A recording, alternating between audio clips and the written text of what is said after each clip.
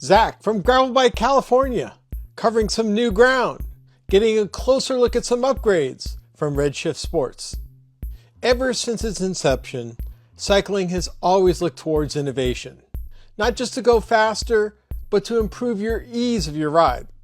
At Sea Otter in 2022, there were a number of people checking out the Redshift booth, intrigued by their approach to suspension and alternative shape of handlebars.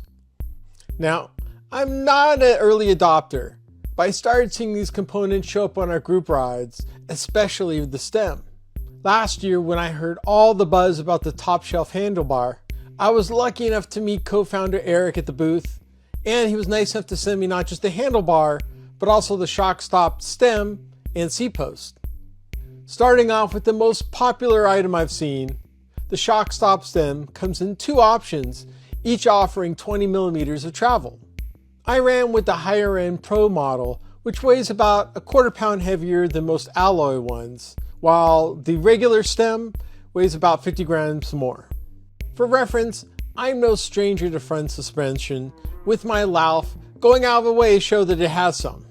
I've been a big fan of the True Grit fork, using that extra push to stay more linear on rugged downhill, but also keeping a better line going up, reducing the bounce factor.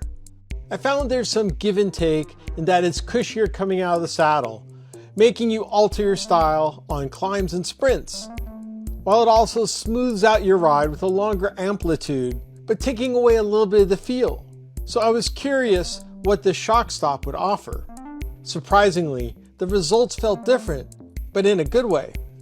Instead of softness, my ride felt far more firm, like riding my road bike out on tarmac. The stem subtracts away those subtle little vibrations we've grown to get accustomed to, and allows to dictate a more direct path, keeping you from caroming and your front wheel more grounded. While 20 millimeters is not going to save you from rock gardens, this does significantly cut down the wear and tear over time, especially when you do longer rides. I noticed the suspension worked better riding out in the hoods, which is backed by the science from the bike sauce, where you'll feel the stem doing its work more the further positioned out you are. I've never seen a product so many people swear by, but I have heard one negative comment, and I think I understand why. Redshift also offers a couple 30-degree options in their standard stem, which my friend put on his gravel bike, but didn't really feel the difference.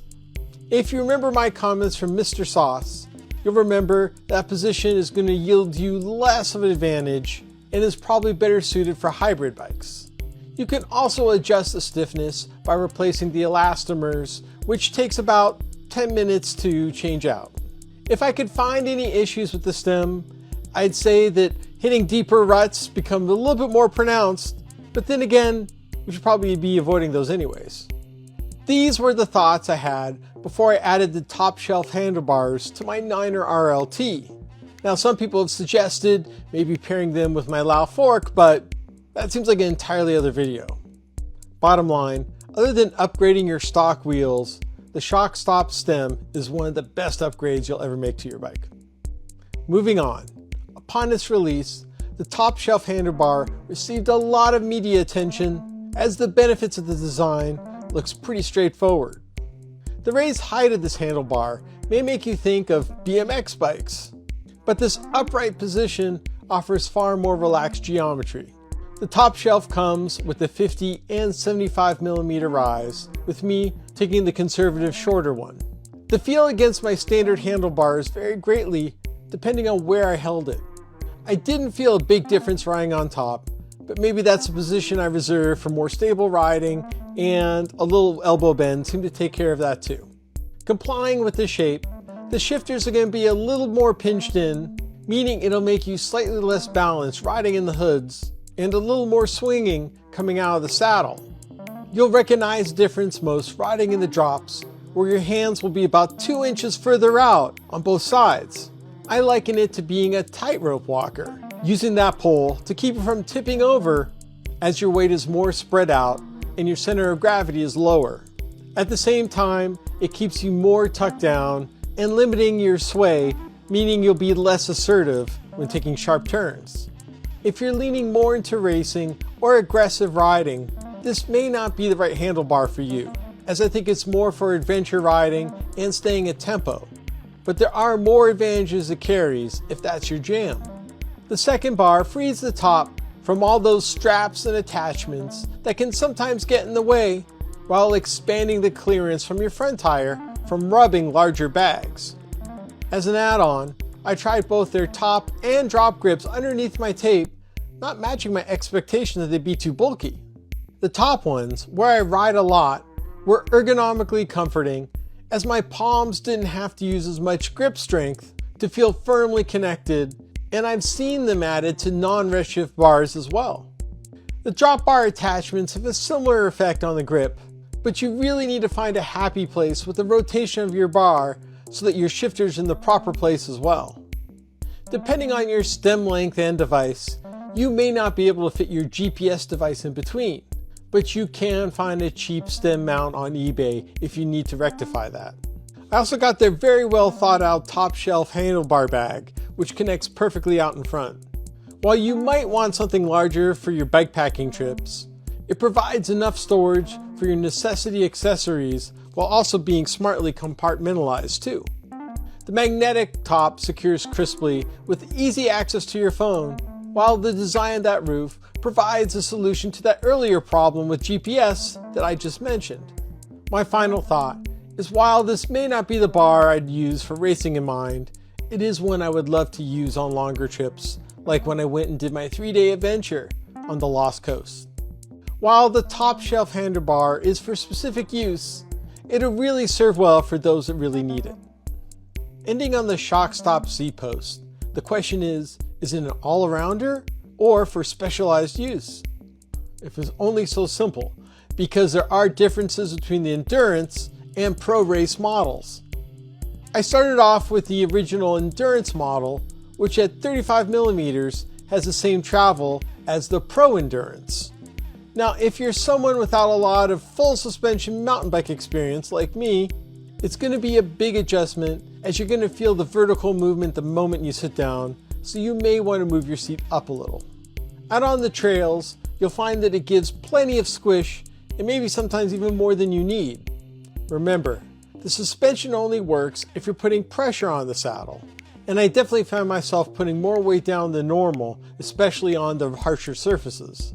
This allowed me to keep a straighter line, keep me from bouncing off, making me faster on those really rocky descents. It also works the same way on climbs, but you'll also feel your seated position move with your strokes. I can't really say if the traction you gain more than makes up for your pedaling efficiency, but you're going to want to plant yourself in that seat to make the most of it. On the endurance, it'll come down to preference of feel. It's going to be tougher with that movement on longer rides. You are able to make adjustments to the flex by screwing the polymer tighter inside, but while it did make it stiffer, tightening it didn't make a major sea change. I also found that the rebound is a little stickier than you would get in a full suspension bike, but it may be 6 of one, half dozen of the other, depending on your style of riding. Ultimately, I wanted to test the endurance on one of the toughest rides in California in White Mountain. But going into full disclosure mode, one of the set screws came out the week before as I was trying to push its limits before that ride. Eric replied to me that this was not at all common, and my asking around seemed to back it up. While I could have tried putting the bushing back in myself, I opted to exchange it for the Pro Race model that gives 20mm of travel, yet also weighs half a pound lighter. I'm going to call this a happy accident because this suspension range was far more suited to my style of riding. The squish doesn't feel pronounced, yet I know it's softening the ride for me, but still in that firm fashion. While on rockier terrain, I may not put my complete weight down, I do put enough that it does make a difference on speed. Add that I was able to keep my riding position more locked in, it feels a lot like the damping characteristics of the stem, able to ride truer than what your eyes are telling you. The great thing about Seatposts is that they're one of the most interchangeable parts. And while my initial plan was to switch the ShockStop between bikes based on need, I've left it on my primary bike ever since. So to wrap this up, I think the ShockStop Stem and Pro Race Seatposts are excellent add-ons for your gravel bike. If I had to pick one, I would probably go with the Stem, for the same reason why you don't see rear-only suspension mountain bikes. Once again, the top shelf handlebars may not be for everyone, but for those looking to make those extended journeys, I think they'll love them. You can share your thoughts down in the comments, but also we'd appreciate your support in subscribing or supporting us on Patreon so we can get out and show you some more rides across the state of dirt.